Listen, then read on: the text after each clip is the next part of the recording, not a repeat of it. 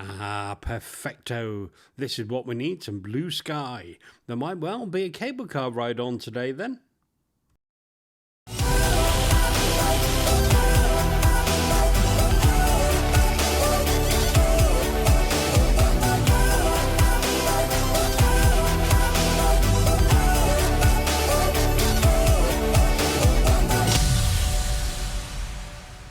Oh yes, now this I was looking forward to is called Fuente Dé, and because of the roadworks you can more or less double the 1 hour 39 minutes. And you will need to plan your departure time and departure day because it's so busy. So to pre-book your tickets you'll need to go to this very website address here. Now the beginning and the end of your drive are okay. And this is just confirmation that we're heading in the right direction. Now you will notice that your normal 2 lanes will all of a sudden go very, very quiet on one side. And this is because all the traffic is being held at one location because you can only go through one piece at a time. As you can see here, what we're doing is adding that extra lane, and it's not just in the one location either. This happens multiple times. And then to make matters worse, it could be 25 feet up, might be dead flat, it might be 100 feet up, and on the left hand side of the road and on the right hand side of the road you have no idea where it's going to be. So this takes a long time to get through all this. Now to compound this even further, you are looking at probably 20 to 30 different cars going in each direction at any one time. So you can see you'll be passing loads of cars and they'll be passing you loads of times. So to summarise, it takes an awfully long time though. So as you can see here, this is at the end. You can see that the mountain ranges are coming into view now. And to the right here is the actual main car park, to which I do end up in.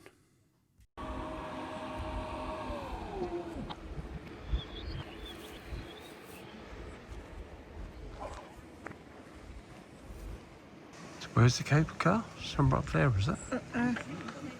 It's the back end of it, look. Right up on that peak. Oh, there it is.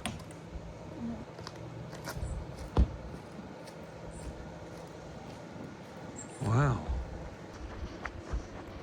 There it comes. Now, unlike other chairlifts, this one has a one-way option, so you can just go up and then find your own way down. But we will choose not to do that, of course. Now, there is a booth where you can actually go and queue up and see what tickets they got, if there's any that day or not. But the queues are huge. So it goes from there then, behind you. Yep. Well, the entrance is over there, look. And then up to, I guess, that building right the way at the top in the middle there.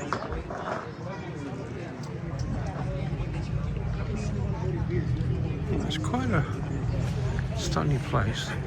They have a little shop down that end, by the way. Cafeteria just here. And toilets on the other side. We didn't manage to park in that car park because it was chock-a-block, but there's another one which is on the other side. And even that was quite full. Oh yeah. Now the time has arrived, it's our turn. And I have sped this bit up for you, and you'll notice there is a little bit of a blue tint. However, there is a little jetty that you can stand and have a look out on. I reckon we'll be climbing onto that then. Anyway, so this is us. We're just coming in now, and then we'll wander around and see what we can see.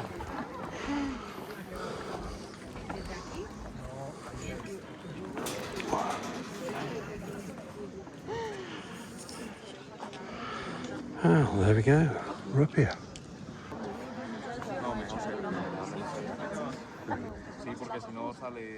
Ah, that road's a dead end. Look, it comes in at 9 o'clock and goes all the way down to 6. I can see why they put a jetty up here. A good view, though. The car must be in that car park.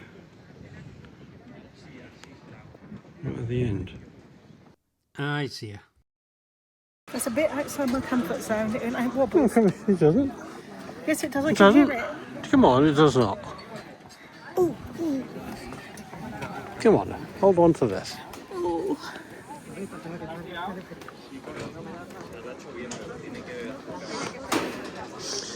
I got the car.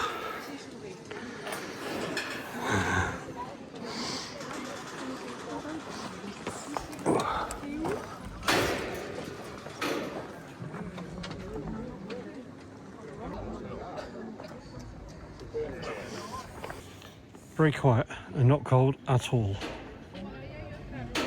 Well, it looks like you can walk round the top here, look. Shall we do that? I just saw an eagle went over there somewhere. I was just looking to see if that eagle reappeared, but it hasn't.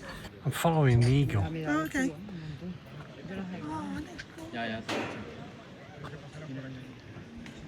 Oh. Esos son águilas y esos son halcones. Que me da miedo. Tengo vértigo. So, this looks like it's somewhere we can stop to go hiking. Because lots of people are doing that. What a place to do it. Yeah, people are going up there.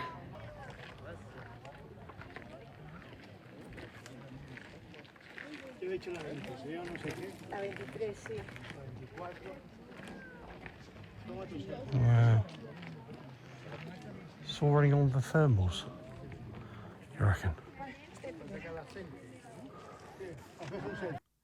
This was well worth it when you get up here. Even the birds, look.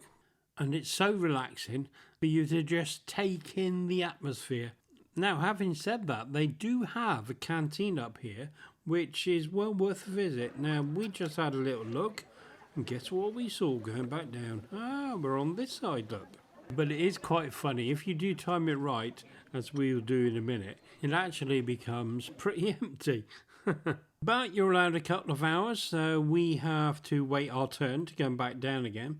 But when we do, we just leap in the cab, and off we go.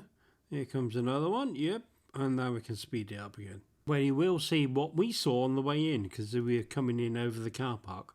And now we can just have a look and see just what the temperature is, because I think it says on there, there's the next pile to come in, 26 degrees, even at this time in the afternoon. Wow. Anyway, we're done. Now, we chose not to eat here because one stop away was a little town that we went through, and it was really good, offering all sorts of brunches and lunches to fill your pockets. Not to mention, there was loads of them. And a good job they're all undercover underneath the tents, because it's bloody hot round here. And that's probably the reason why the water's quite low. But that aside, we were up the top of this one just here, look. And now for something completely different. Now, on another day, we were told to go to the caves de Altamira, where you would see some pretty amazing paintings. So we did. Went the very next day, in fact. Now, this sort of place is not very far away. It's only 45 minutes away. And we just come out of the site, turn left, and follow it along. Now, what I've done is I've skipped all the last bit and just popped the end in.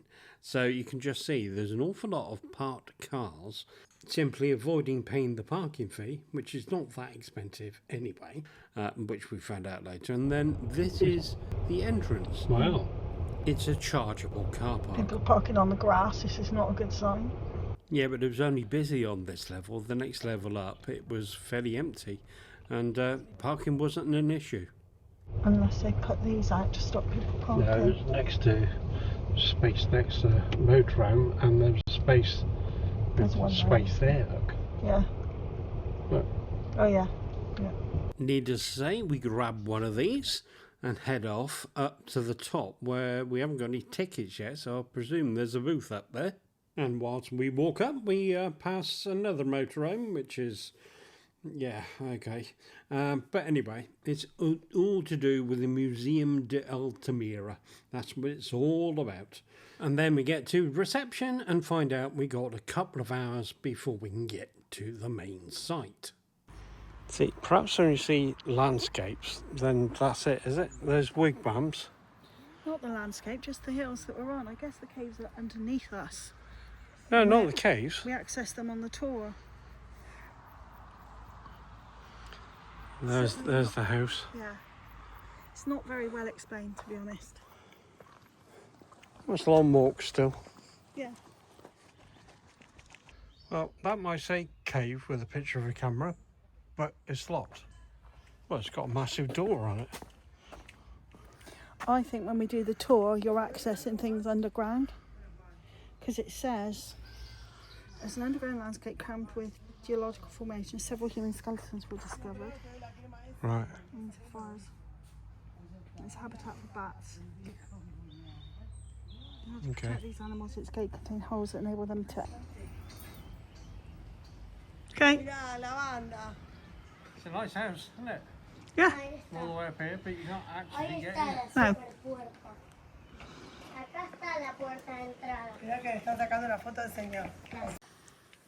So that's closed behind you then? Yeah. So we bought tickets. There's a 2-hour wait to go in and have the tour, I guess, but you can look around the grounds where there's a big house that's closed, a gate there that's closed. So we'll go off and see the cave now. Well, that window's open up there. Yeah. And you're good at climbing.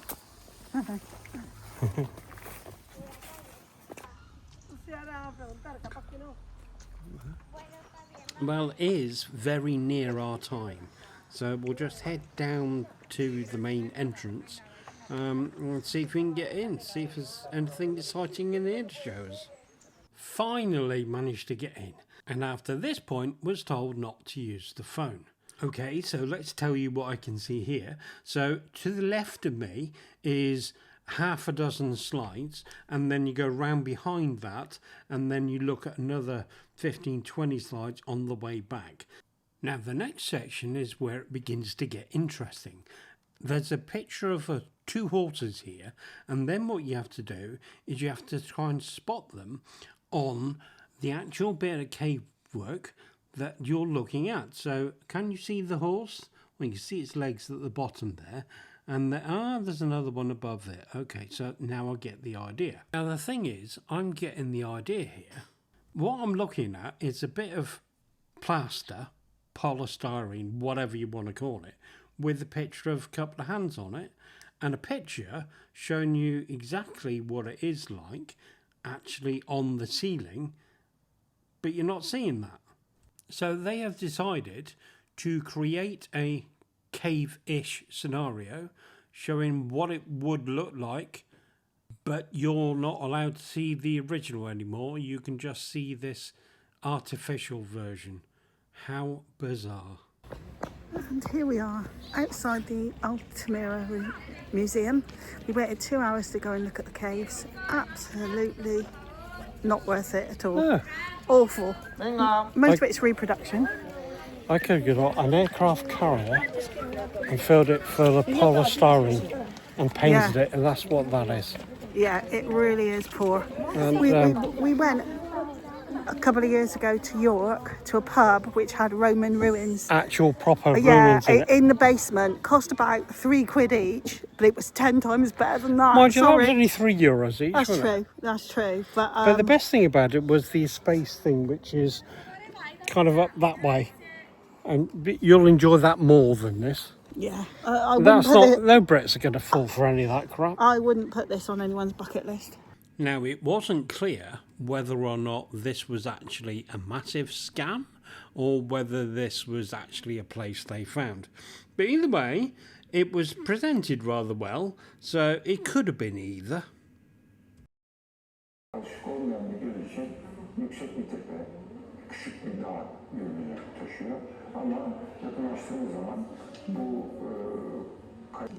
Oh well, please like, subscribe and hit the little bell.